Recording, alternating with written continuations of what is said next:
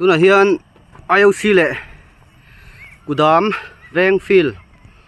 kan mek a in khel an lo tam khop mai a senior player le in khel pe te ponama hei ang goal ban hi kuwakung le mau nia ti chuan an field hi chu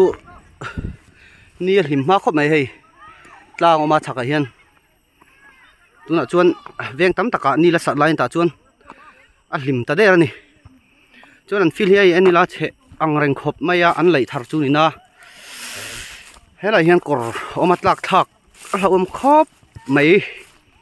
khuar vek boka helai hian field te futsal field om tak om boka hei helai te ball khalin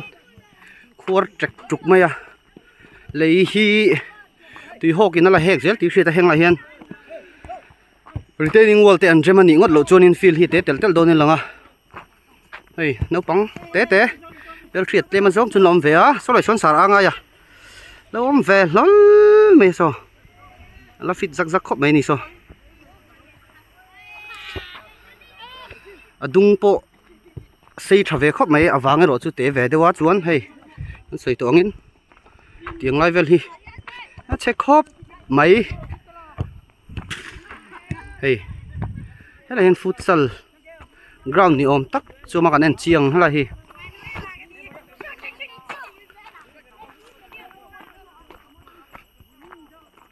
hun phi tam em boka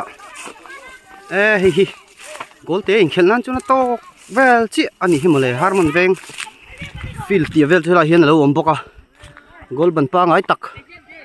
hei field ami khan la chho mon le o field la ka mu thin ta ding ka sia he gol ban hi hei a thak khop mai helai chu khali pau ni mo ayo si veng no pangte mon le o khoi lai veng te ngai ni le an thiam hlom le mai a so chu pe le ang khop mai a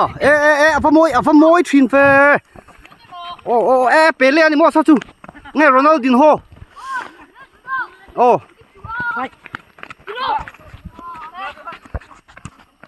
an ki parchung ngai va sam to ve o no thum vel in to man le o phone in en ngai en ngai mo YouTube pa khan than rok pa tin lo search ula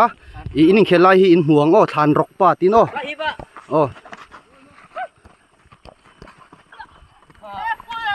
hei in khelna nei thak khop mai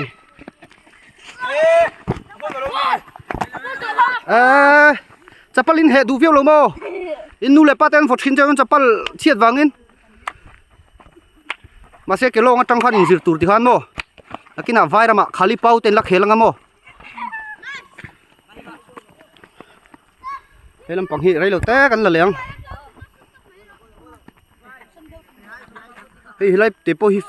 khel na tham chu ni fi lan lo nei nga khop mai fil chedeu pathum chun lo nei ve nian ma mo chu gol ban an ma mo hela hian retaining wall thatok tak an ma mo bok ani ani lo chuan an fil hi te tel tel an kina chuan motor poleng lo mai thei chu ting vel chu ni gol ban an ma mo boka ma son na tur tam tak alo ni he fil a po hian chuan IOC tang chuan kan ho thale phot tang